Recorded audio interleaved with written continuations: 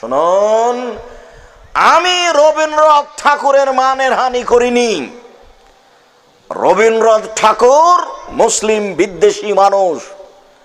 মানুষ যখন বিপদে ঠাকুর তখন বিলাতে, মুসলিম যখন বিপদে ঠাকুর তখন বিলাতে। ঠাকুর বলে যে ঢাকা বিশ্ববিদ্যালয়তে কি হবে, ওরা বাংলা অক্ষর চিনে না, বেটারা বিশ্ববিদ্যালয় বানায়, ওটাকে কাবা ঘর বানাও, এটা ঠাকুরের কথা। ঠাকুর বঙ্গভঙ্গের বিরুদ্ধে 25 লাইনের কবিতা লিখেছিল। ওমা তোমার আকাশ তোমার বাতাস আমার প্রাণে বাজায় বাঁশি। ওমা তোমার আকাশ তোমার বাতাস, যতবার ঠাকুর বলছে তোমার আকাশ তোমার বাতাস, ততবার ঠাকুর তার মা কালী মাকে বলছে ওমা তোমার আকাশ তোমার বাতাস। তাই আব্দুর রাজ্জাক বিন ইউসুফ বলেছেন তোর বাপের আকাশ। আমি ঠাকুরের মানের হানি করিনি।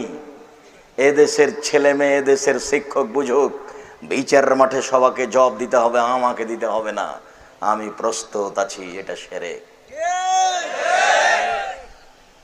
25 লাইনের কবিতা ঠাকুর লিখেছে বঙ্গভঙ্গের বিরুদ্ধে, এবং কলিকাতা প্রেস ক্লাবে বঙ্গভঙ্গের বিরুদ্ধে এই কবিতা পাঠ করেছিল সর্বপ্রথম ঠাকুর।